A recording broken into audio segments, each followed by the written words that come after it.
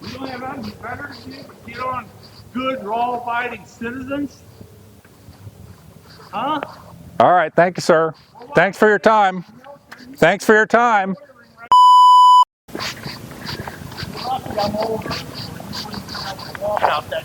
So you just made a threat that that you would have hurt me if you were younger? I didn't say that. I'm currently standing at 1730 Stable Trails in Amelia. This is the home of Rick and Karen Perry.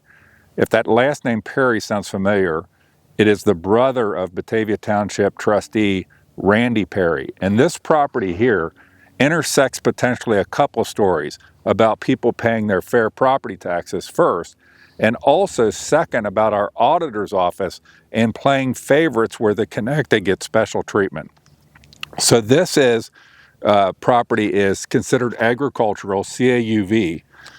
I did a records request to get records relating to their CAUV valuation and inspections of the property. The records that I got back are a hodgepodge. 1 year's missing entirely, and there's absolutely zero inspection reports. I put in a call to Chris Mehlman from the auditor's office to his office line. When you have finished, please hang up or press the pound key for more options. Hey Chris, this is Chris Hicks. I'm calling you about the CAUV records that you sent me on November 3rd.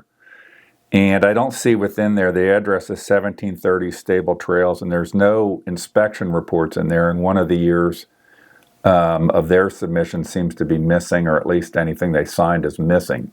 Can you call me back at 513? And to his mobile line. When you have finished recording, you may hang up. Hey Chris, this is Chris Hicks, and I'm calling about the CAUV records for 1730 Stable Trails that you sent me on November 3rd. I'm noticing in there that one of the years is missing, and I don't see any inspection reports, and I looked in your own brochure, talks about annual inspections. So can you give me a call back at 513? I've also left a message on your office line. Thank you. Bye. So far, I've gotten no response on this. I think I'm going to start peeling back layers of the onion on what I have understood have been special valuations for friends of Linda Fraley, and also predatory valuations for people who are not friends of Linda Fraley. And it might start with this one right here. And is this house and this property really doing anything that's agricultural that would qualify it for significantly reduced taxes? I think it's very important this is in Batavia Township, because there's so much angst about people paying their fair share of property taxes. So if we start to find out that there's certain people that are connected with insiders that are not paying their fair share of property taxes, or maybe have an improper CAUV designation, that's very important. Now, I'm not saying they do or they don't. I'm just saying that the records that were provided to me by the auditor's office don't have the required things in them to get a CAUV categorization. The pamphlet for the auditor's office says that inspections are necessary to determine if the property continues to meet the commercial agricultural use required by law.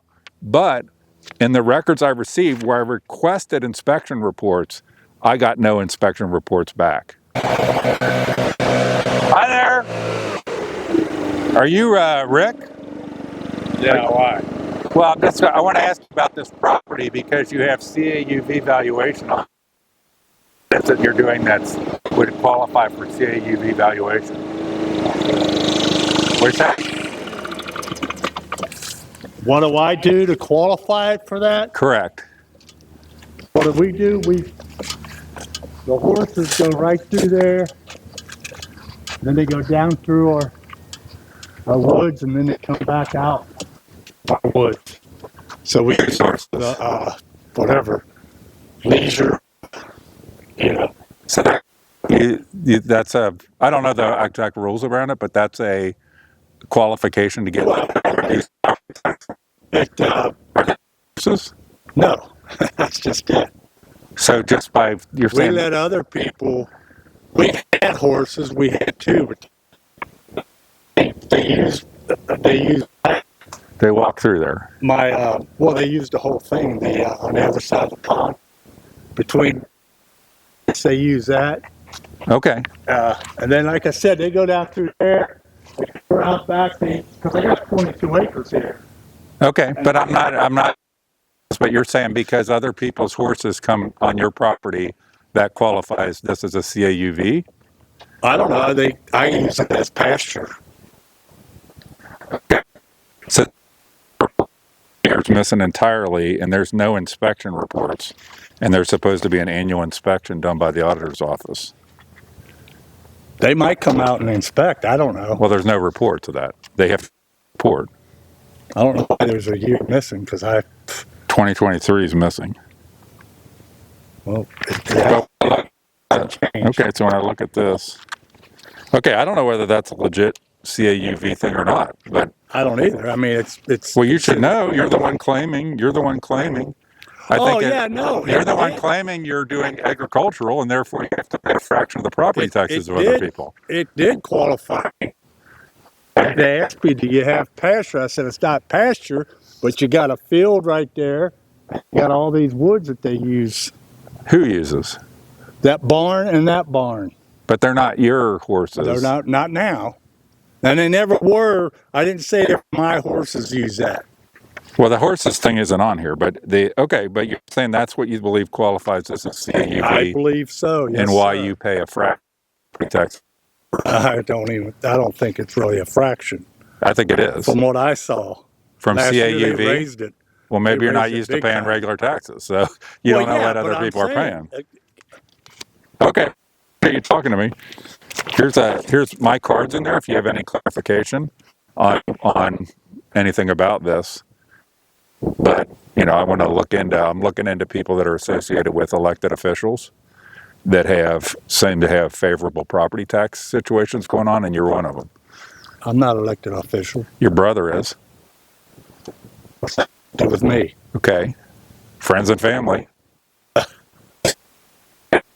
pay regular property tax. The woods next make its claim as a pasture because things are there. Yeah, I can't. Woods? Yeah. You can pay a fraction. I think the voters are very sensitive to people that are for property taxes, especially. Okay. You got how you go. Always on CAUV. I think. Okay. 20 years ago. Okay. But I just called them. You know? So you just out of the blue. Fraley? Too. No, it wasn't. Well, it might have been Fraley's office, but I didn't talk to Fraley. Okay. All right. Well, thank you for talking to me for a second. Okay. You want these reports? I printed these out, and I'm not going to use them after this, but if you want them, they have a few, handwriting on there for me. But other than that, I don't. See, this one wasn't filed on time. I just didn't know if you wanted the paper. It might. Well, now, there was one time. Which one wasn't filed? Recently? This year. The one that was due on April 7th, 2025. Well, they must have filed it late. Who? January, February. You have to sign it. Right? So your signatures are on these things claiming that this is I know agricultural. where my signature's at, dude. I understand what you're saying. Wait, let's go back. Why is this late? I don't know why. They said it's late. Due April 7th. Okay. 3/17. Well, I mean, it says second notice, so it wasn't. Well, they said. I said, hey, that's okay. Can you point out to me anywhere on here where it talks about horses or pasture? No. Yeah, it does somewhere. Pastures somewhere. No. So this is just this year. So hold on, let me go one page at a time. But my fingers are rough. Is there something I'm missing?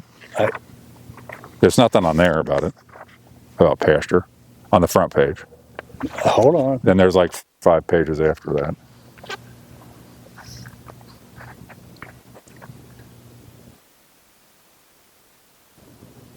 Is pasture? It's not filled in even. You don't have the acres part of it.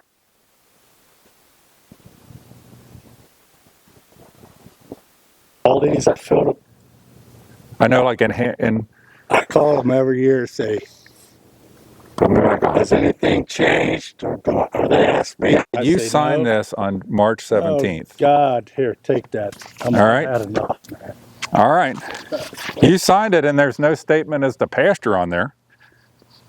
No statement as to anything. Hey, sir. Yes. Like I said, if they take it, and it's, we're not, I got a lady in there that she does everything by the book, Okay. okay? And if they say we're not liable for CAUV, so be it. Okay. You know, don't quit trying to prove me wrong. Okay.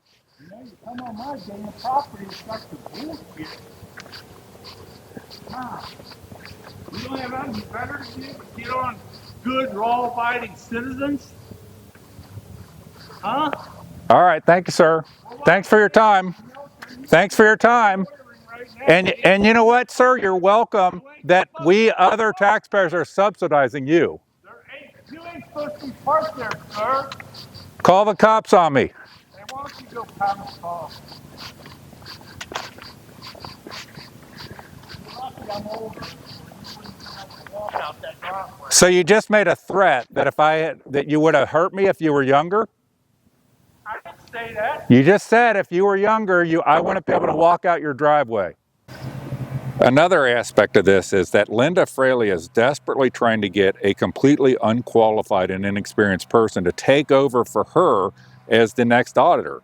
And so people ask questions. She's been in there over 30 years. Does she really need to have her thumb in the pie in terms of who is the next auditor going to be in Claremont County? Her handpicked successor is Greg Gentile. He has basically no experience being an auditor. And there's some that are questioning if, in fact, he is being propped up to keep the bodies buried. Because if this truly is a false CAUV valuation, and if it is systemic, Friends of Linda, some people might remember the Hamilton County Friends of Joe situation, but if we have a Friends of Linda situation going on in Claremont County, it would help to create understanding as to why there would be an attempt by her to control the office after she left.